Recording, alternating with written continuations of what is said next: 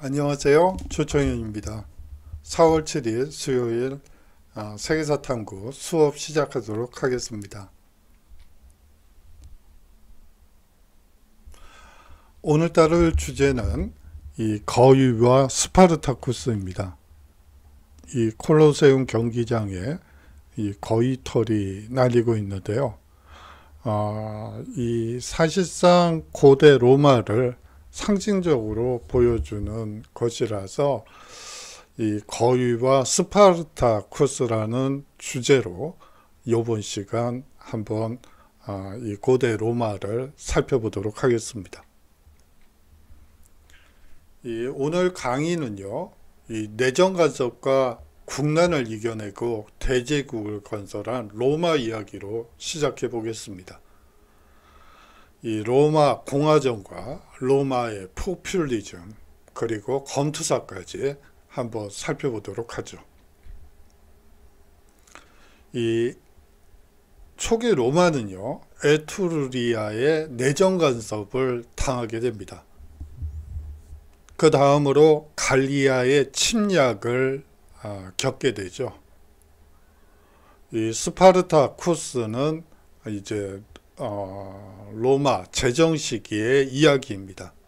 한번 전체적으로 살펴보도록 하겠습니다. 먼저 고대 로마를 지킨 거위 이야기부터 시작해 보도록 하겠습니다. 우리가 보통 이 로마 하면 강력한 제국을 건설한 로마만 기억하고 있습니다.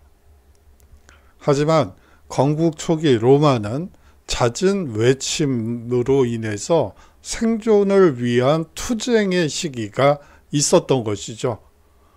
그야말로 이 풍전등화와 같은 그런 상황이었다고 여러분들이 생각하시면 됩니다.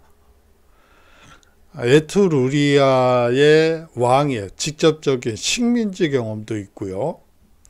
어느 정도 힘을 갖춘 상태에서는 에투루리아에서 파견한 국왕이 통치하던 시절도 있었습니다.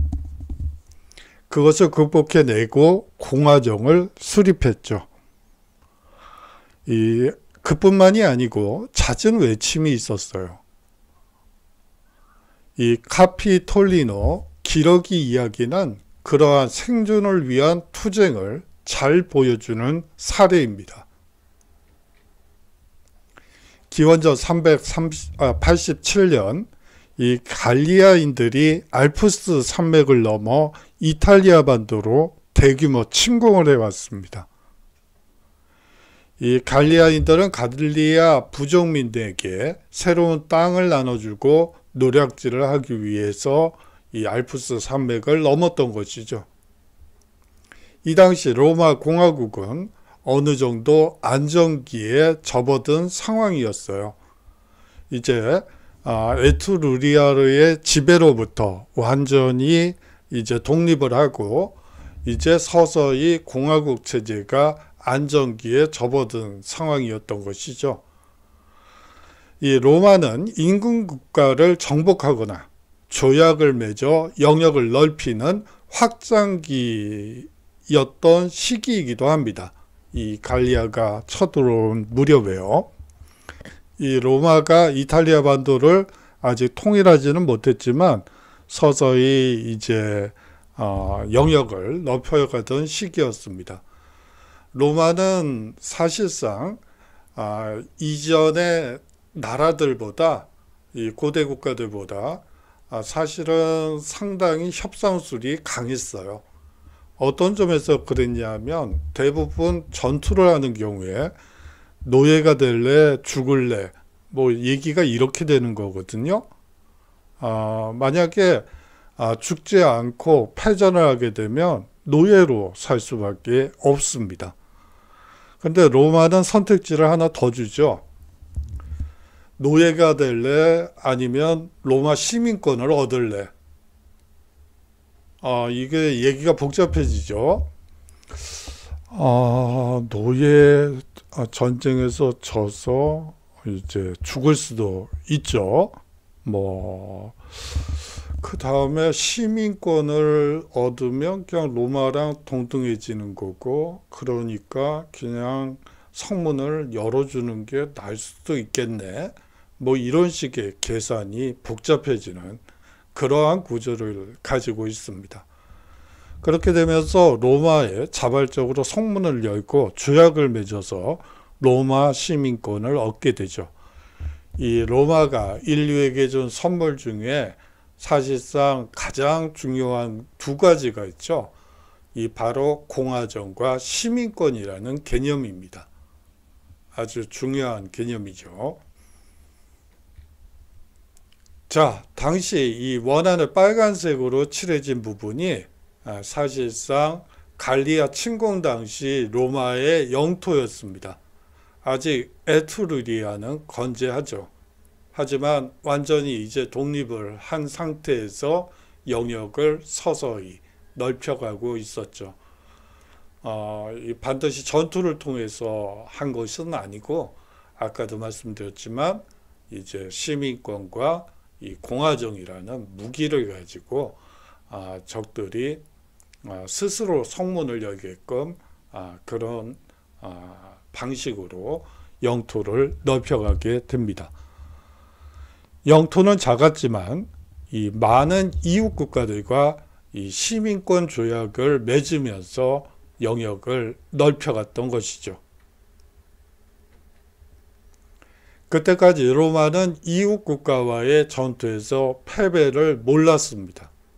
로마인들은 자신들이 누구와 싸우고 있는지 전혀 모르는 상태에서 이 갈리아인들을 맞닥뜨리게 되는 것이죠. 경험은 더 넓은 세상에 대한 개념을 형성해 줍니다.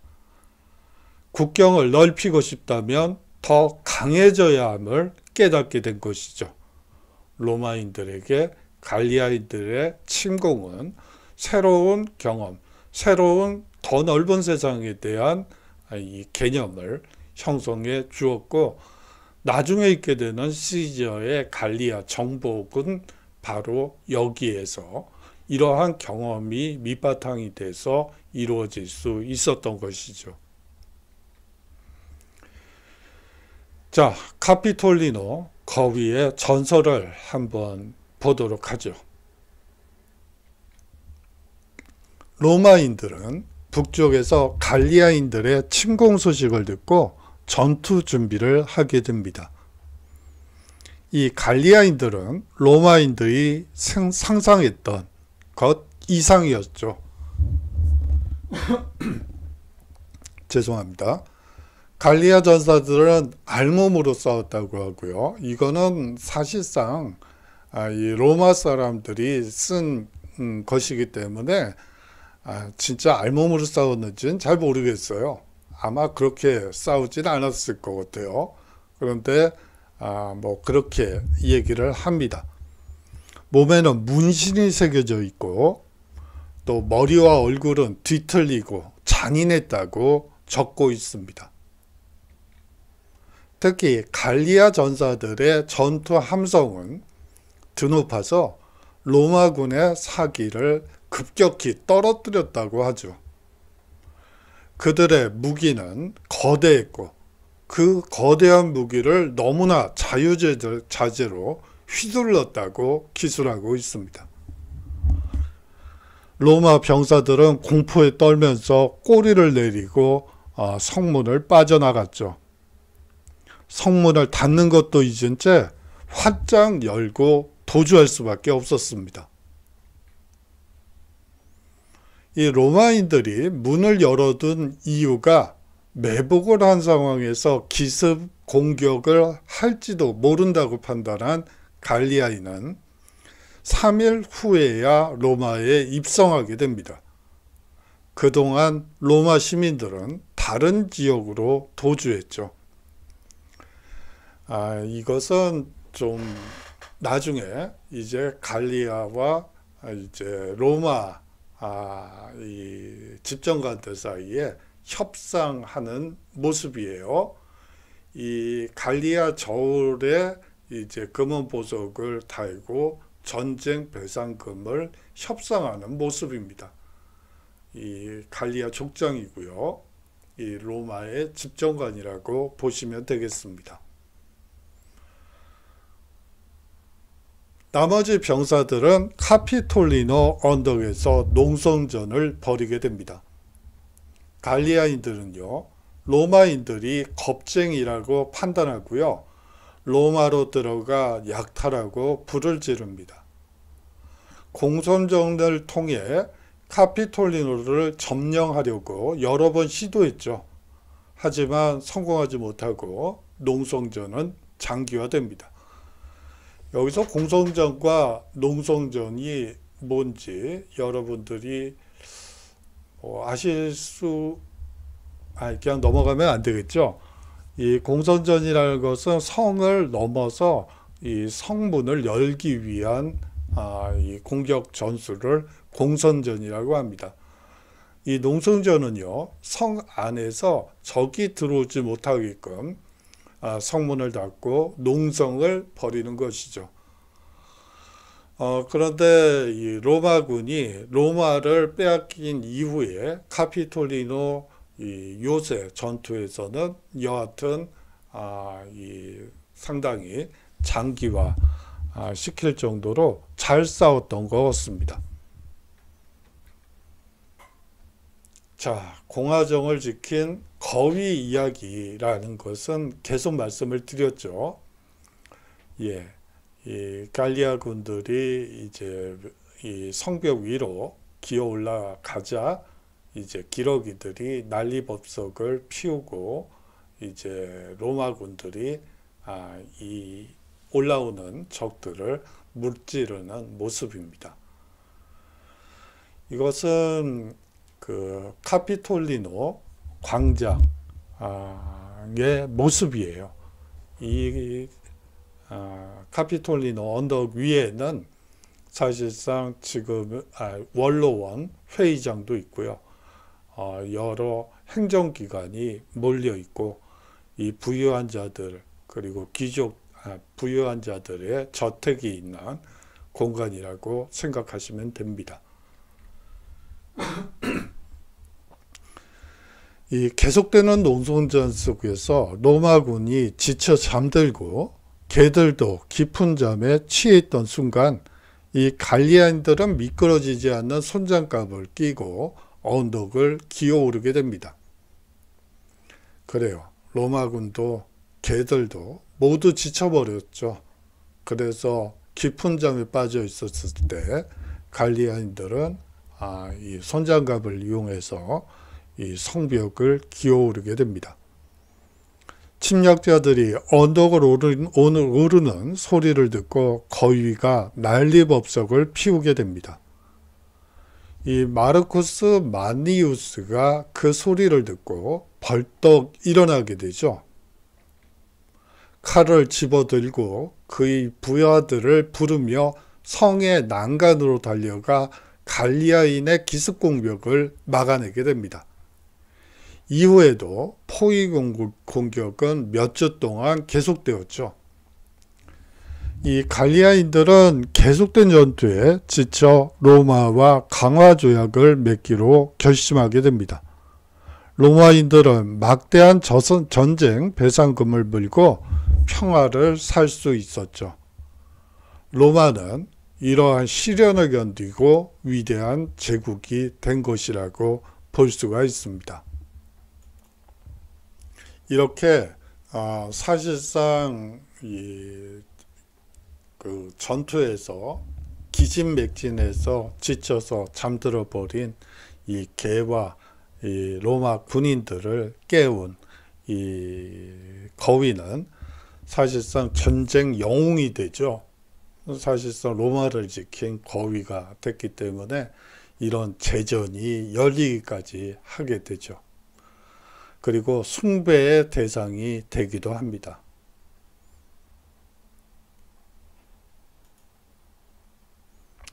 주노 신전과 로마 공화정을 지킨 신성한 거위는 그 이후에 영물이 됩니다. 매년 축제 때마다 로마시를 지킨 공로를 인정받아 축제 행렬의 맨 앞에 자리하는 영예를 얻게 되고요. 항상 숭배의 대상이 되었습니다. 로마 공화정이 사실상 초기에 얼마나 이 고난한 이 상황을 극복하고 이 대제국을 건설하게 됐는지 그 과정을 잘 보여주는 이야기인 것 같아서 여러분들에게 한번 소개해 봤고요.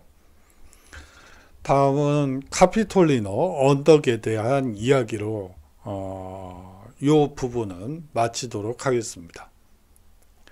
사실상 이 로마는요, 7개의 언덕 위에 세워진 이 도시라고 볼 수가 있습니다. 이 카피톨리노 언덕은요, 로마의 부유층의 거주 공간이자 이 사원과 원로원, 회의실과 같은 공공 건물이 있던 곳이죠. 이곳이 마지노선이 된 것은 어찌 보면 당연한 일일지도 모르겠습니다. 이 갈리아의 포위 공격으로 일반 시민들은 모든 것을 잃었죠. 전후 시민이 집으로 돌아왔을 때 원로원은 아무 일도 없었던 것처럼 계속해서 사람에게 이전과 같이 세금을 부과했고요. 이 갈리아인들에게 전쟁 배상금을 줬죠. 그 배상금을 또 평민들에게서 또 세금으로 부과했습니다. 그렇게 되면서 빈곤한 많은 시민들이 채무자 감옥에 갇히게 되고요. 거리에서 구걸하는 신세가 되거나 농토를 벌이고 산적이 되는 그야말로 아비규환의 상황에 빠지게 되죠. 앞서 이 카피톨리노의 기러기 이야기에서 이 로마를 지켰던 또 다른 영웅 중에, 거인 말고 또 다른 영웅 중에 한 명이었던 이 마르쿠스 만리우스는 원로원의 이와 같은 행동을 극렬히 비난했습니다. 그는 전쟁으로 피폐해진 서민들을 위한 개혁운동을 시작했고, 이것이 소위 말하는 이 로마 공화정에서의 평민파의 이 기수가 되는 것이죠. 사실상 이 사람으로부터, 이 마르쿠스 만리우스로부터 이 평민파가 등장하게 되는 계기가 됩니다. 다음 두 번째 부분은요, 고대 로마를 뒤흔든 스파르타쿠스입니다. 스파르타쿠스의 동상인데요. 집사람이 보고 멋있게 생겼다고 그래가지고 멋있긴 멋있더라고요. 예, 그렇습니다. 그래요.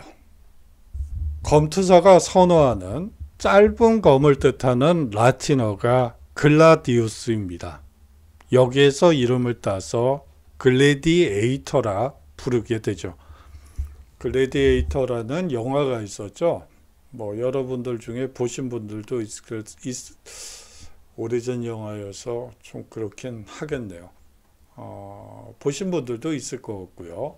뭐 못 보신 분들도 있을 것 같습니다.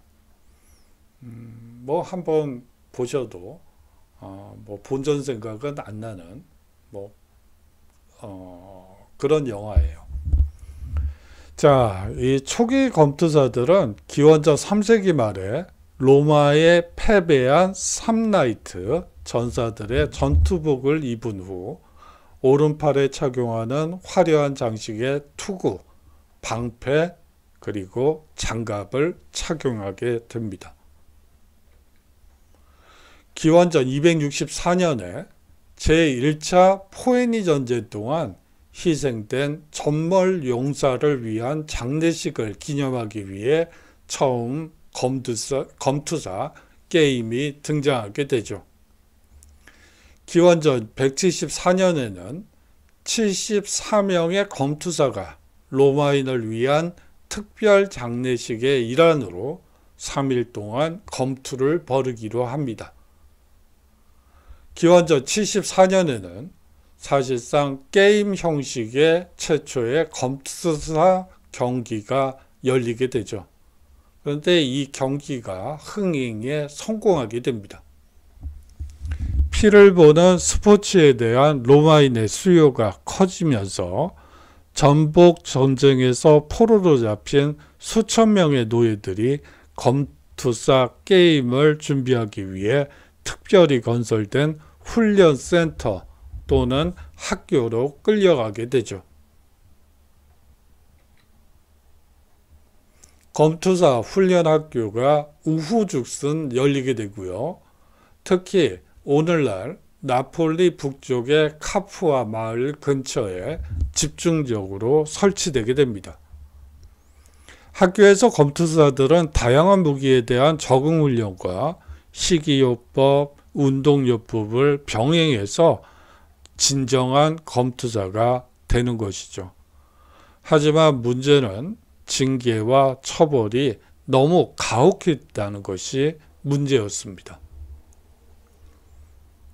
기원전 73년 78명의 검투사들이 카푸아 근처의 렌툴루스 바티아투스 학교에서 반란을 일으킨 것은 사실상 심한 학대 때문이었습니다.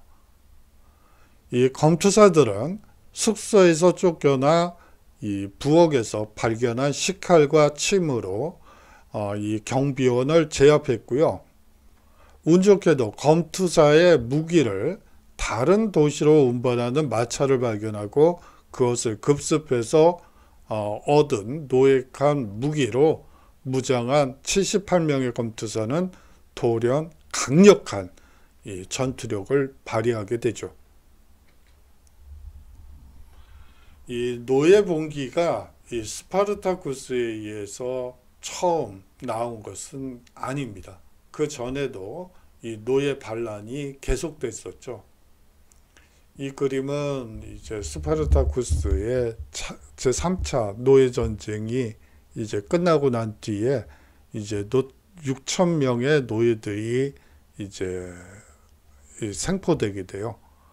그 6천 명의 노예들을 전부 십자가에 못 박아서 죽여버리죠. 기원전 135년 제1차 노예전쟁이 시칠리아 섬에서 일어납니다. 2년 후에 가면 로마 군대가 파병되어 시칠리아 노예 반군을 간신히 제압하게 되죠.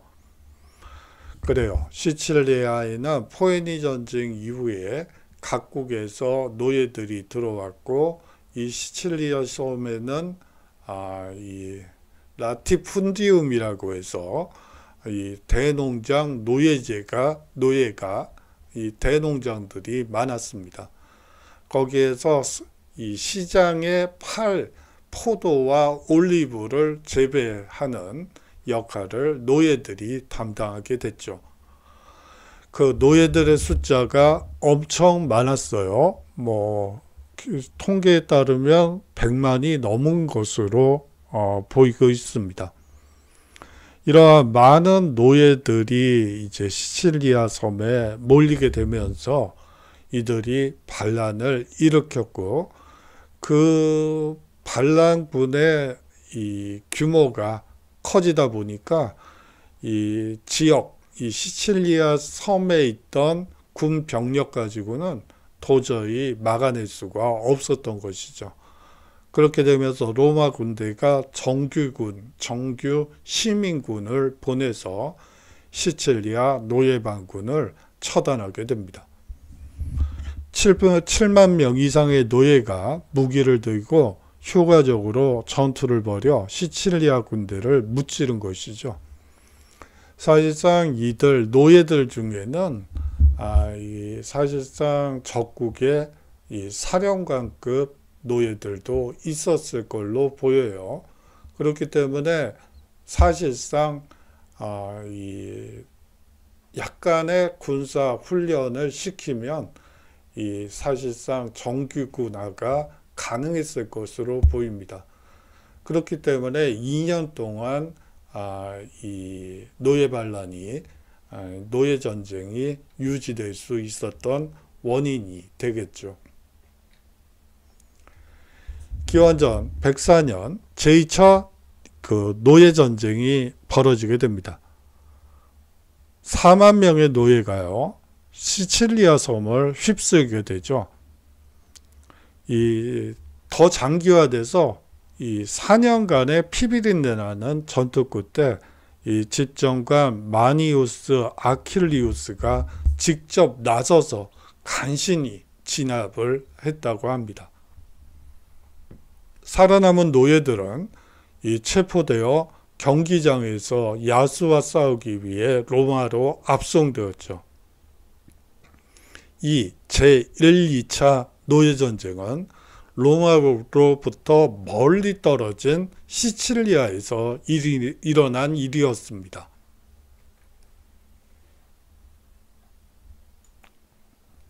이 3차 노예전쟁은요, 고대 로마의 심장부, 다시 말하면 로마에서 일어나게 됩니다.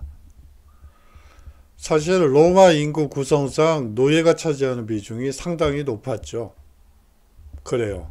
한 명의 시민이 있다면, 시민 가정이 있다면요, 그 가정에 이제 남녀 노예들 한 5명 이상은 이 노예가 있었던 것으로 보입니다. 이 노예들의 종류도 다양해요. 유모 노예도 있습니다. 이 유모 노예들 중에서 가장 상품 가격이 높은, 제가 지금 무슨 소리 하고 있죠?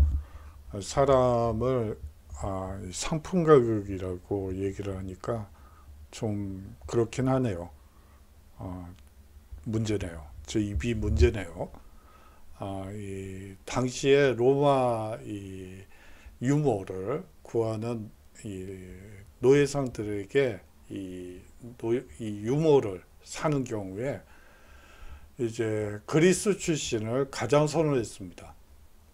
당시에 이 그리스 여성 노예들은 상당히 인기가 좋았어요. 왜냐하면 이 그리스어가 사실상 이 로마 사람들에게도 상당히 중요한 제1 외국어였기 때문이에요. 그래서 자식들에게 조기 언어 교육을 시키기 위해서 그리스 출신 노예들을, 노예 유모들을 사온 것이죠. 그런데 조기 교육이 성공을 했을까요? 한번 좀 이건 여담이긴 하지만, 이 언어에 있어서의 조기 교육은 역사상으로 봤을 때 한 번도 성공한 적이 없어요. 그거 참 이상한 일이죠. 어렸을 때부터 외국어에 자주 노출이 되면 이 외국어를 잘할 것 같은데 그렇지가 않아요. 모국어의 모국어를 잘하는 사람은 이 언어를 잘 배우더라고요. 저것이 잘 못하는 사람들은 외국어가 약하죠. 거기에 비해서 외국어는 좀 스포츠 경기 같다고 하더라고요. 잘하는 친구들한테 얘기를 들어보면 그때그때 순발력도 있어야 되고 또 쉽게 받아들여야 되고 그래야 되는데 저는 그렇지 못한 것 같아요. 그리고 이 노예들 중에서는 학자 노예도 있었다는 거 한 가지 좀 말씀드리고 싶네요. 이 로마 사람들은 시민으로서 공공의 요소에 대한 이 시민적 토론과 이 나란 일을 하느라고, 자칭 나란 일이라고 하죠. 나란 일을 하느라고 여가가 없어요. 공부할 시간이 없죠. 사실상 연설문을 써준다거나 그런 역할을 하는 게 이 학자 노예들의 특징이에요. 이 학자 노예들은 인근의 이 그리스나 주변에서 공부 좀 한다는 사람들이 이제 노예로 잡혀온 경우에 그 사람들이 바로 학자 노예가 된다고 여러분들이 생각하시면 돼요. 시민들은 골치 아픈 공부는 노예들이라는 거라고 그렇게 생각했던 것이죠. 그래요. 잘 훈련된 검투사가 지휘하는 도망 노예 군단은 이전의 노예 전쟁, 오합지졸들과는 차원이 다른 얘기였습니다.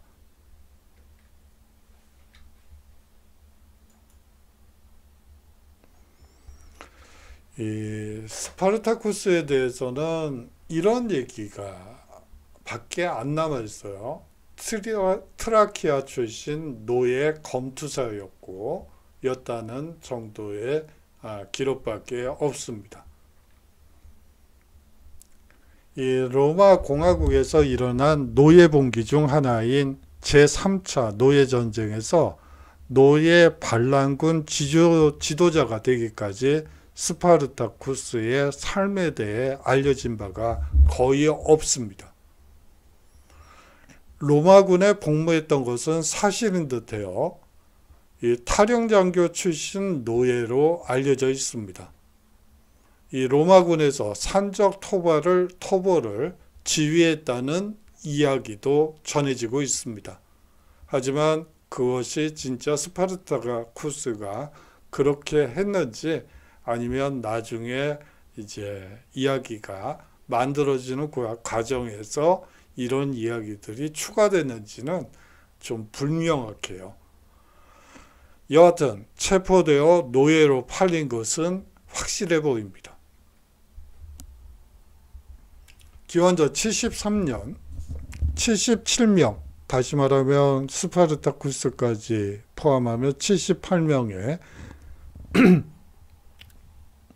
이 검투사들과 함께 카푸아의 검투사 훈련학교에서 탈출하게 됩니다.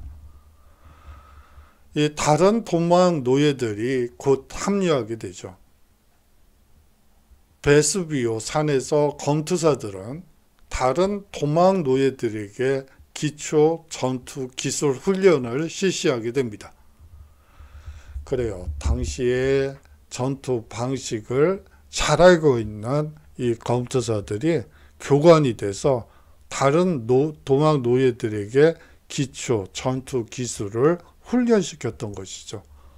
그야말로 전쟁 투사들이 그야말로 아무것도 모르는 도망 노예들에게 기초 전술 훈련을 시켰던 것입니다. 스파르타쿠스는 검투사의 반란을 주도한 것으로 여겨집니다. 아울러서 두 갈리아인 크리숙스 그리고 오에나무스와 함께 노예 반란군을 지휘하게 되죠. 사실상 이 노예 반란군의 3명의 사령관들이에요. 스파르타쿠스, 크리숙스, 오에나무스 이렇게 3명이 지휘를 하게 됩니다. 처음에 로마는 이 노예 반란군을 심각하게 보지 않았습니다. 그래서 주력 군단을 보내지 않았죠. 뭐 더 큰 이유는 이 해외 전쟁에 이 파병이 많이 되고 있었어요. 당시 로마는 이제 규모가 이 황제정으로 바뀌면서 규모가 커지기 시작하면서 이 도처에서 3군데 이상에서 이 동시다발적으로 전투가 이루어지는 그런 상황이었죠. 그렇기 때문에 주력 군단을 보낼 여력조차 없었습니다. 이 도망노예 군단은 이 처음 맞닥뜨린 지방군 4개 부대를 순차적으로 격파하고요. 이러는 과정에서 더 많은 도망 노예가 이들 이 반란군에 합류하게 됩니다. 최고조에 이르렀을 때 노예 반란군 수는 9만에서 12만 명 정도로 추정이 될 정도로 대규모 군단이 형성된 것이죠.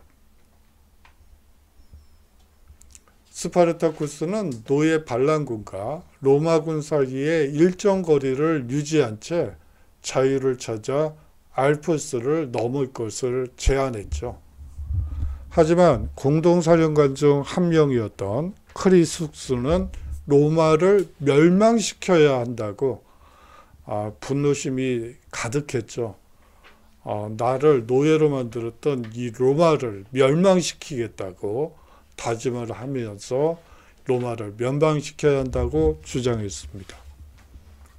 이 크리숙스는 주장에 관철되지 않자 이 노예 반란군에서 이탈해서 3만 명의 병력을 인솔하여 인근 도시로 습격을 나가게 되죠. 하지만 곧 패배하고요. 이 살해당하게 됩니다. 스파르타쿠스는 로마와의 3번의 교전을 모두 승리로 이끌고 알프스를 넘는 대신 남쪽으로 향하여 이 로마를 공포에 빠뜨립니다.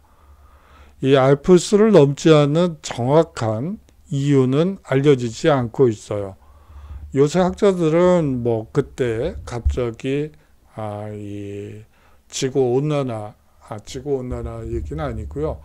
그 당시에 대기가 상당히 추웠기 때문에 알프스가 얼어 있었고, 그렇기 때문에 사실상 알프스를 넘는 것을 포기하고 이 남쪽으로 향할 수밖에 없었다라고 얘기를 하고 있는데, 그런 연구가 가능한 이유는 정확한 이유를 잘 모르기 때문이에요.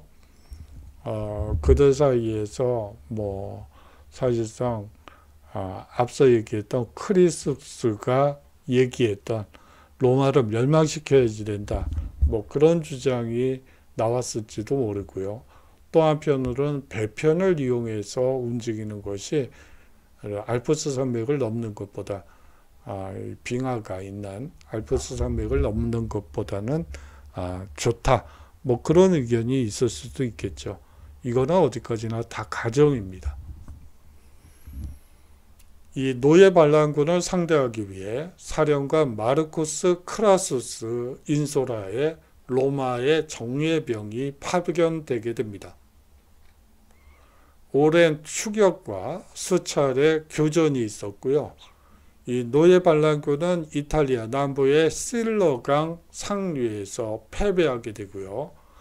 이 스파르타쿠스는 살해되었지만 그의 시체는 발견되지 않았다고 합니다. 살아남은 약 6천 명의 노예들이 십자가에 못 박혀 죽게 되죠. 자, 스파르타쿠스의 상징성을 한번 살펴보도록 하겠습니다.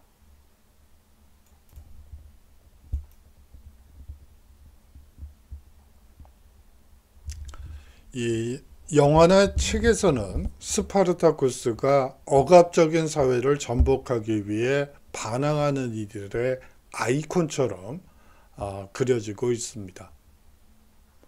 과연 그럴까요? 그런 모습은 아니었던 것 같아요. 노예 반란군을 로마인의 손이 닿지 않는 곳으로 인도해 안정과 자유를 얻으려고 노력했었죠. 결코 로마 사회를 전복하려고 시도하진 않았습니다.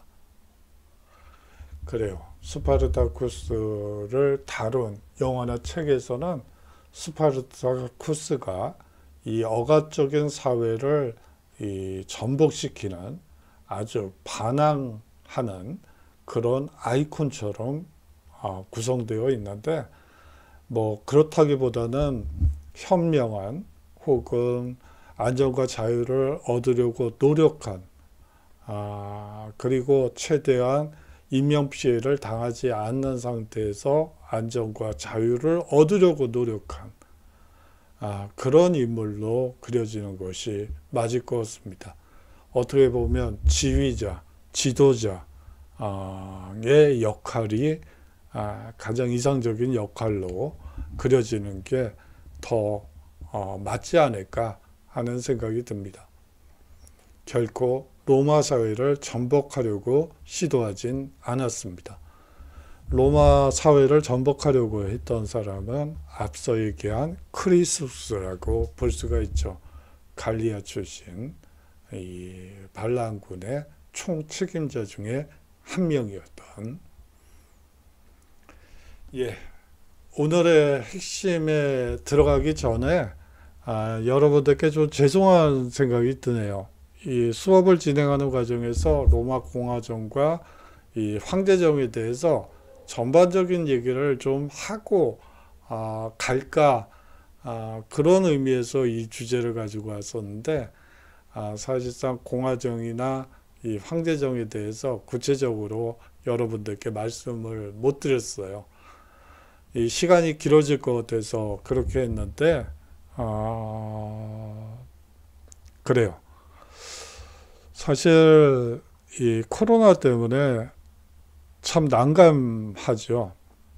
사실은 이제 4대 문명부터 시작해서 이제 한 18세기 혁명 때까지로 해서 시대순으로 역사 수업을 해야지 되는데 이게 1년 동안 같은 주제로 수업을 하다 보니까